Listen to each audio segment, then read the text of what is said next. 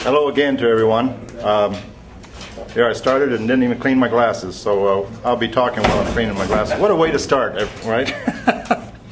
We're doing the second 2-hour session, and this really does tie into to the first session, so before we get going here and really begin to dialogue and discuss, I just want to once again say that this meeting, which is a discussion forum, is without prejudice, explicitly without prejudice, under reserve, same thing, and it's under the blood covenant of Yehoshua ben Yahweh HaMashiach, commonly known as, or I shouldn't say commonly known by the world as Jesus Christ. So we're here to discuss today something. It's a free discussion. It's each one of us giving our thoughts about what works for us, and it's not legal advice at all in any form or fashion. We're not offering legal advice. If anyone wants to have that, they all know where to go. If they want to have lawful advice, well, they can know where to go with that too, if they know their Creator. So anyways, what we're discussing today, there's been a lot of requests for how is a document structured, and why do we do the things that we do with documents. And I've got some... Because we can. And we have discovered through the years, through trial and error, and through mistakes, and we've seen what works, we've tested, and we have not been found wanting, and in a lot of what we're showing here today. So let's just get going here. If you see the first one, you remember the box that we call the fiction matrix, and it's square. My understanding, and you need to check everything, go and do your own research. If we mention something, go and check it out for yourself. If it's not so, come back and we can discuss it. And but what we have found is that the style manual or the form manual for the United States Government Printing Office makes it very clear that anything in a box meaning no rounded corners, anything in a box is not part of the document. So if you have some public servant signed under the penalties of perjury and you find it's in a box, that's not part of the document. It's basically invisible to the document. Anything in a box is really invisible. Now, what does that tell you about the world system? Okay, and I was thinking about this just coming over here. I was talking a little bit with Joe about it. We've seen around the world in 80 days. We've read the book, or we maybe have seen the movie, or the remake of the movie. Well, this is not a world that we're standing on in space. This is the Earth, and the Earth is round. The world is the system that tries to make us think that we're standing on the world, but we're standing on the Earth. And the Earth is round, but the world is square. The one world government is a fiction. Everything about the world is a fiction. And I was mentioning this last night. Before we get into the documents, I just want to quickly review a little bit in a different perspective. Those that know the scriptures, they can understand this. If you don't, that's okay. You can still understand it. What we have here is we have evil and we have good. Okay? Or we have the creditor and we have the debtor. And this is the whole fiction system here. Well, if you go back to the Genesis account, if you look at that compilation of letters and books, 66 of them, commonly referred to as the Bible, look at that as a commercial document, manual for living life here on this earth, in a world, but not being of the world. All right? This is not life. There was 2 trees in the garden among all the other trees. There was the tree of knowledge of good and evil. good and evil. Okay? That doesn't bring life.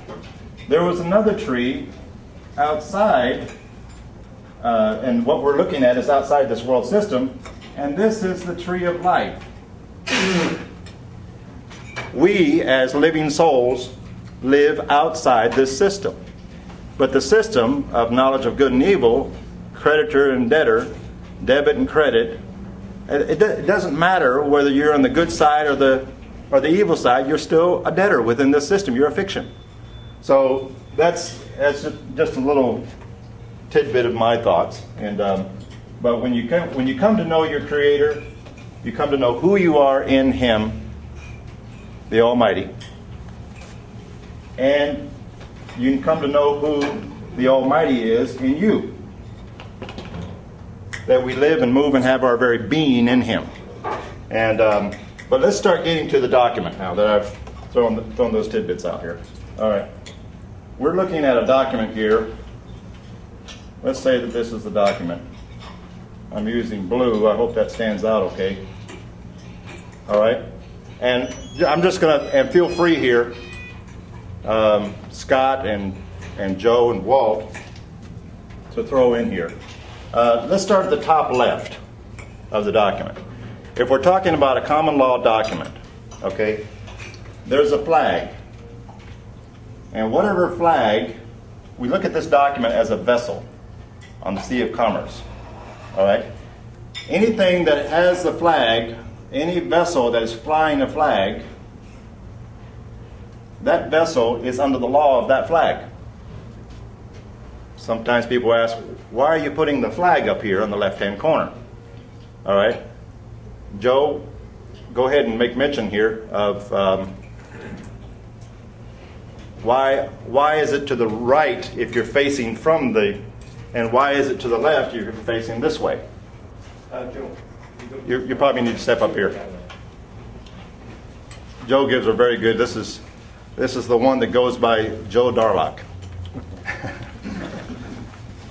Excuse me, David. Yeah. The anytime you're working with a piece of paper that intends to go out into the Sea of Commerce, this entire document becomes a vessel in commerce. All vessels have got to be flagged. You can't put a vessel out onto the sea without a flag on it so that the other vessels out there know where it comes from. The reason it's flagged is, if you'll go to the very end of the Constitution of the United States, there is a sentence in there that says, "And this Constitution and all treaties will be the supreme law of the land." Words to that effect. Treaties follows Constitution. The last words on the document down here take control and precedence over everything. Take authority over everything that goes before it. So the back of this document on the right-hand side is the real controlling signature on this document, but you don't see it. So what we're dealing here in is fictions and fantasies. Everything that's right side up is upside down. Everything that's right is left. It's right changes to left, left changes to right, up is down, down is up. On his back. And isn't it curiouser and curiouser and curiouser, as Alice in Wonderland said?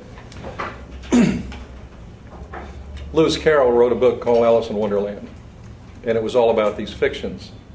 He couldn't come right out and say that the Crown and the peers and the attorneys, etc., that were operating in commerce were doing something fictitious and really illegal when it comes to understanding it in terms of truth.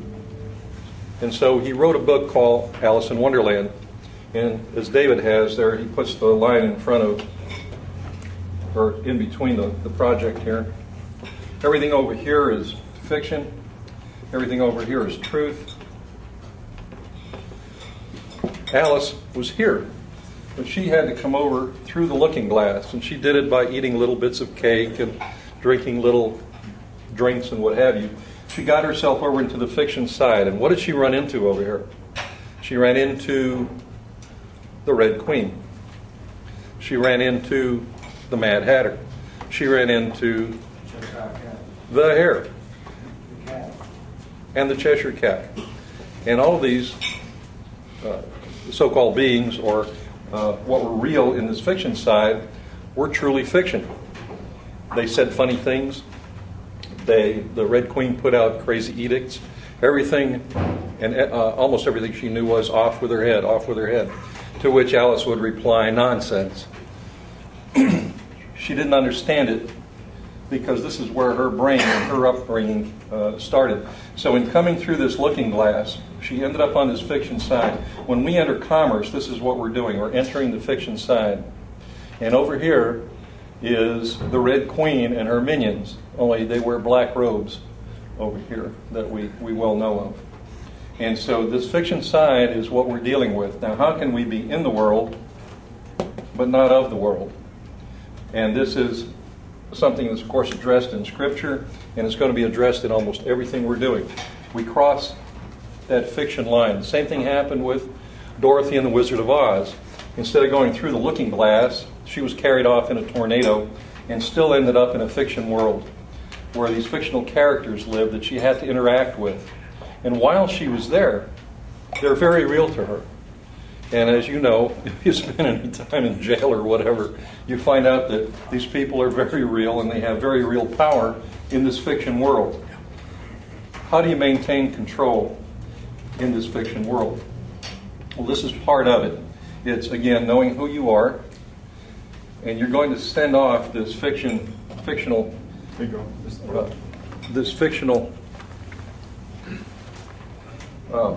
document into commerce. And so for the purposes of the discussion, this is a vessel in space. It's flagged, and you're going to put words on it. And those words, for the purposes of the discussion, are the cargo on that ship. Now, you know you can't send a letter through the mails unless you pay for that cargo. You can't move it through there. You can't ask someone to do you a service and carry those mails nationally or internationally. And so up here, we'll put a stamp and pay for that thing. Keep the receipt. That's your bill of lading, and this is your evidence that you paid for that stamp. And usually, like a duty, yeah, this is the imposed duties. This guarantees that it's going to be going through international commerce, and it's recognized as being legitimately carried by other nations by virtue of those treaties, which are the supreme law of this land. So the United States can't stop mail from moving through it unless there's something absolutely illegal going on with the mail itself. But you cannot stop commerce. If you slow the mail down, think about it. All you're doing is interfering with a contract. You're slowing it down by time. You're interfering with the interest which is growing on a particular item, for instance, that you purchased, or money that you've lent, which is also based on time. And so by delaying these things, you're costing the people who are on this contract money, either delay of payment or delay of delivery. So this guarantees the payment. Typically, it's going to be purchased in $1 increments, and so you can make that purchase. You then go ahead and sign or cancel this. The thing that's interesting, I'll just throw in here, on that $1, when you ask for a $1 postage stamp from the U.S. Postal Service, you'll find that the S has 2 lines through it instead of 1 line. For $1 postage stamp, it's a 2-line S, and what that is lawful money. It's equal to money of exchange. If those of you have read the Modern Money Mechanics, is the 52, 53-page document from the Federal Reserve. They explain the difference of money of exchange on this side, and money of account. Money of account is all the debt notes, all the promises to pay. A note means promise to pay. So you see Federal Reserve note on the piece of green paper that you have in your pocket or your purse. That means a promise to pay. So everybody's promising everybody else to pay. Nobody's paying. Everybody's promising to pay. But over here you have gold, silver, and our exemption, our energy, our unlimited credit. And so whenever you see that stamp, you've probably seen the fox head stamp, the $1 fox head stamp. It's got 2 lines. The new Zeus. Yes, and now there's a new one that's Zeus, I guess, or whatever, and it has 2 lines. And what that is the same as silver. You're putting money of exchange on this side, and go ahead and explain what you're doing whenever you sign across the We discussed it a little bit last week, or last time we were here, but the cancellation of the stamp is your cancellation signature. And what I have found useful is just to place through there with the autograph, and then you're going to use your real person cancellation. This makes you the postmaster of your vessel. And you've now given permission to cancel the stamp, utilize this that you've already purchased, you've already put the money into commerce through the government. That treaty now that you've entered into is the International Postal Union, and every country in the world that's a signatory to that now has the obligation to make sure that this vessel gets to where it's going safely. May I throw in a point here? Usually what we'll do is we'll have the autograph, like was mentioned on the first video, spelled correctly across, and then put with the autograph underneath that autograph. And then above it, it might be advisable, I'm not giving this advice, but if people want to think about doing this, they can put without prejudice, which is what we have here. You can even add the word explicitly, making it very clear. But so, yeah, go ahead about the Worldwide Postal Union.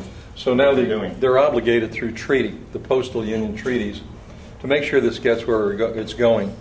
I had mentioned last week also that bankrupt countries can't declare war. Well, what happened in 1933, we came into a real major problem in the country here, and even worse problem in 39 through 41. We were being pulled into World War II. Well, we really couldn't declare war. But when we were attacked at Pearl Harbor, the postmaster at Pearl, or in Hawaii, called the postmaster in Washington, D.C. and said, I can't get the mail through. We've been attacked, or the mail's being interfered with. Send the military escort. So the Postmaster General of the United States gives an order to the President of the United States as a Chief Executive Officer and Commander-in-Chief to mobilize the military to make sure that mail gets through. And so pretty much this is what's happened. What does a war do? It interferes with commerce. And the game is nothing interferes with commerce. And so probably what we're doing over in the Gulf right now. Britain has a problem. They get 60% of their oil out of Kuwait. And it's a little tiny province down of the south part of Iraq. Well, we've got a loose cannon floating around down there who occasionally will come across the border and interfere with Britain's commerce. If you were to interfere just for a period of time with Britain's commerce, with Britain's oil, they are the largest investor in the United States in commodities and stocks. So think what happens there. With commodities and stocks interfered with in Britain, they begin to sell off and cash out their investments. Well, their investments are for a great part in the United States. If there was suddenly a sell-off of their investments in the United States, our economy, which at the time was on a knife edge, would have probably collapsed. So was it a war for oil? Yes and no. It was a war for British oil. The British oil was part of their commerce and their production and their investments, just keeping the commerce alive. And so when that was taken out of circulation, it was putting our country at risk.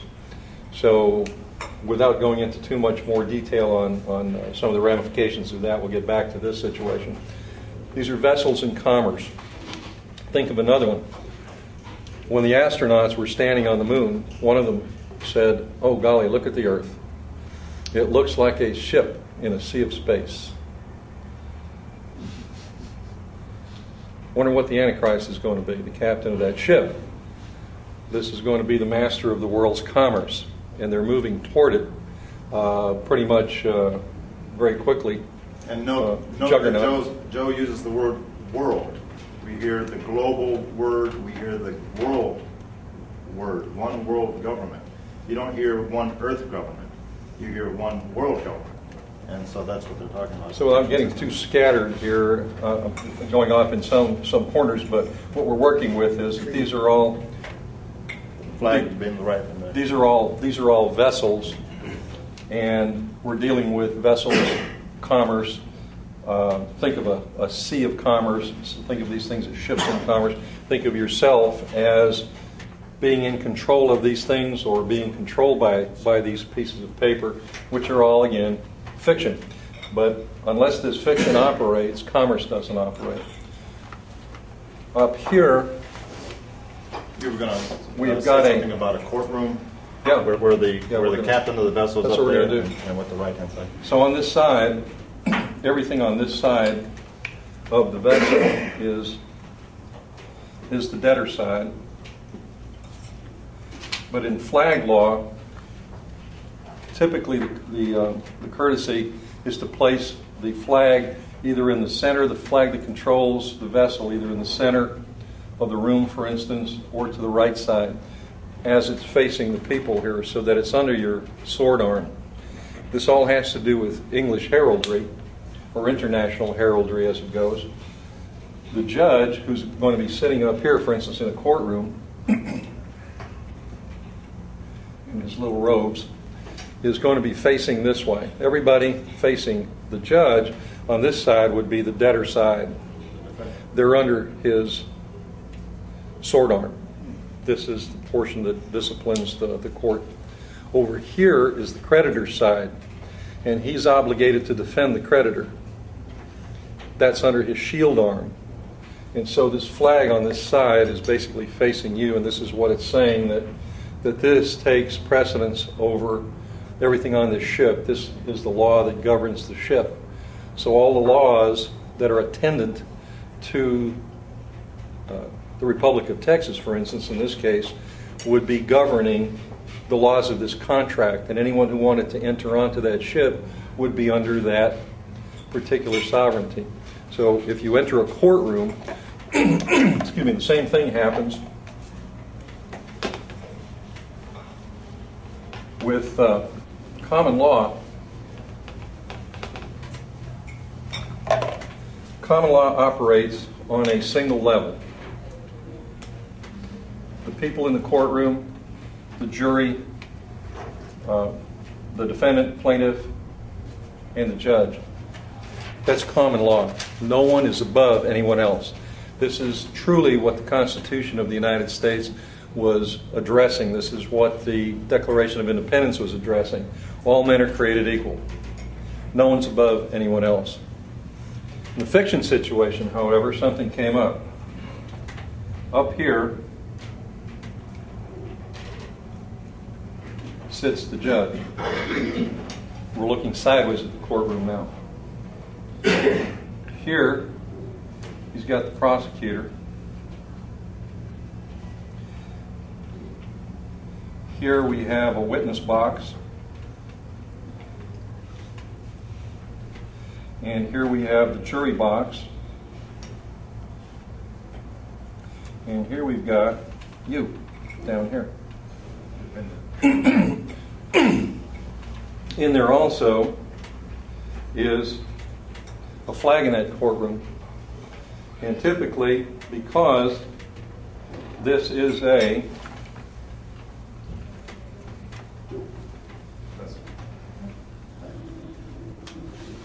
little vessel in commerce here, as it were, you're out here on the poop deck. The judge is in control. He has summary judgment over everything in that courtroom. The prosecutor represents everything below him. He's an officer of the judge. He's kind of like the CEO or the executive officer on the ship. The witness is in a box. He doesn't exist. The jury is in a jury box. They don't exist. And you're down here as a defendant, standing understanding the charges. And this is what happens. Now, he can submit you to summary judgment and make you walk the plank. In many cases, all you're dealing with here is a type of military law, and he can make you walk the plank or keel haul you or hang you and maintain himself as as innocent to anything that's done on board that ship. So we get back to the good old Earth in a sea of space. Whoops, where's the high water mark? What kind of a flag are they under? What's operating here? You have to understand the risks you're taking when you introduce yourself into commerce. In the world, not of the world. Well, how do you put your foot in one canoe and then put your other foot in another canoe and still keep yourself from being wishboned out there on the water? And this is pretty much what we're dealing with. It's a real balancing act. So what we're dealing with primarily is commerce, maritime rules, rules of the flag, rules of the document, and the document itself is going to be the valuable study here, because as we're learning, we're going to flag the document, we're going to send the document out with the stamp, we're going to cancel it out, take control of it as the postmaster, because as you know, the postmaster actually, in terms of the treaty, is actually in control of the document, because this is the guy that's going to keep this thing safe in international law. So really, he is the one who has ultimate power over here, this postmaster, or postmaster general of the ship. And if you sign through it, that's you. Your second situation is to take control of the document, and down in the bottom right, and I shouldn't have boxed it, but just to give you an idea where this thing's going to exist. Down here, you're going to take control of this document on the front, and on the back right-hand side, everything on the right belongs to the creditor. This is the only guy that can talk. This is the only guy that's listened to. The debtor is silenced. When you go in and you think you're arguing pro se, a pro se litigant is litigating as an attorney representing himself. You're not an attorney. If you walk in and tell the court you're pro se, they'll accept that as true, but they know it's not. They'll accept it as true, they know it's not. You're committing a fraud on the court. You just lied to them. You deserve everything you're going to get. Another rule they use is fraud vitiates fraud. This is honor among thieves. If you can lie, we can lie. These are the new rules. The only rules that operate are the rules of the contract. You walk into the courtroom, there's the four corners. Actually, nothing's operating in that courtroom except the law of four cornering. It's all in fiction. You walk into the fiction world, you're under the control of the Red Queen. And when she says off with his head, or off with her head, in the case of Alice, that's what's operating here. Joe, why the Red Queen? Why are they using the word red? What do you think there? Well, I think they're using red as well. This word comes from the word, our English word, which comes from this Latin word.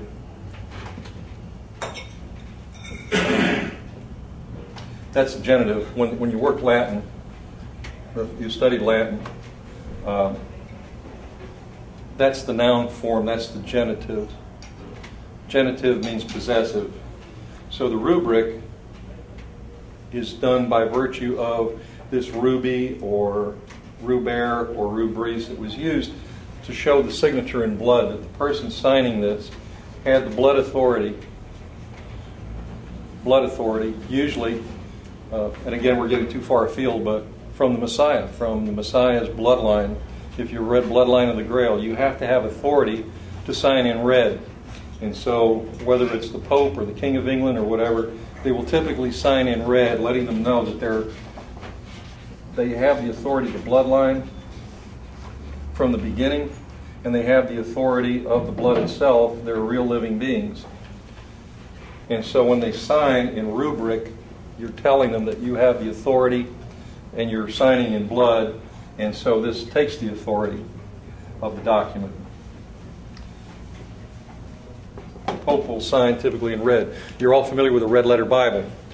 Well, the Messiah speaks in truth, and when the Messiah speaks, they show it in red letters. It's the rubric again. He has authority, and he is the bloodline. He has the power through the inheritance of the Father himself to speak with authority,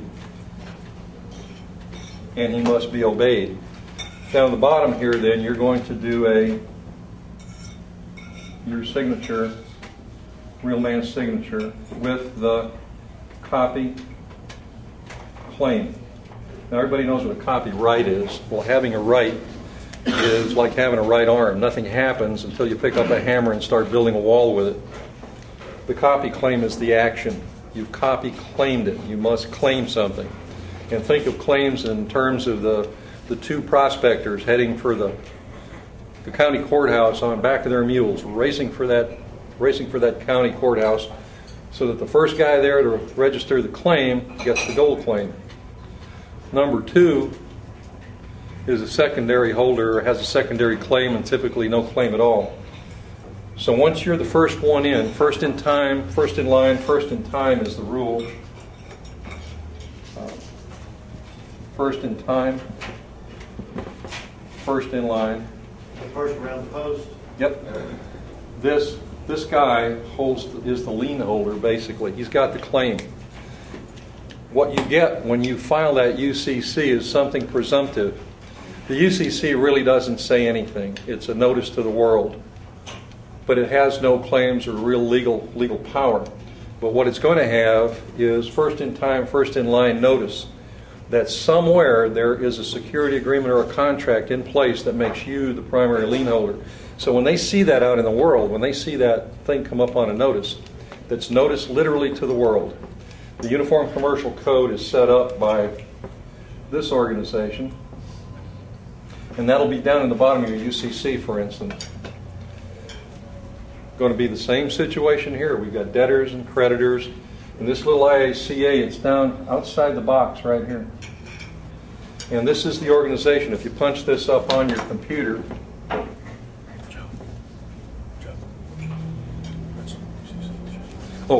if you punch this up on your computer, this one says Office of Secretary of State. This is an old form. It'll say IACA down the bottom of it. So if you punch that up, you'll learn all there is to know about the IACA and what the UCC is all about. It says that this document is on record somewhere. It establishes a debtor and a creditor, and that these people are, from what it looks like to me anyway, this is the International County Recorder. It's a woman. She lives in Canada. They'll give you her home address and phone number, and the rest of the staff that run this thing. It controls the registration of all of these documents of debtor creditors in all the English-speaking world: the United States, Canada, Great Britain, Australia, New Zealand, and the territories. And so this is where your UCC goes and who it's available to when it's put out in commerce. And of course, they're trying to draw everyone in to this single commercial notice situation. But this primarily notices everybody that you're the creditor. And you've established a debtor over here by some form of contract. And these contracts are what we're going to be talking about here. You're the first in time, you're the first in line, you have the copy claim on it, and this copy claim then is written on the bottom right-hand side of that document. It could be something similar to this, or what I usually do is I put the word seal, just as any monarch would have. We are sovereign. We were born sovereign. Any monarch has his signet ring or his seal ring, and he seals. Well, we can either put our red thumbprint, or we can put our initials down here in the bottom right. Remember, it has to be on the back side, bottom right as well. And that's the last thing on the document on the back side. Well, I do it front and back, and then I put copy-claim. So copy claim here is we are claiming this document. Front and back of each page. Front and back of each page. So that way, if it's blank on the back and they look at the back, the fiction looks at the back. No, nobody finished up this document, and they put the copy claim on the back. That's where right. they stamp it too, right? They stamp it. They're stamped. And if you notice, if there's a notary stamp, where's that notary stamp? It's usually right here on the bottom right. They usually have enough room. You can make sure that if you type up the document that you have that notary seal high enough. So you can make sure, even if you have to do it the smallest little whatever, smallest little red initials, you get that bottom right-hand corner. Okay, because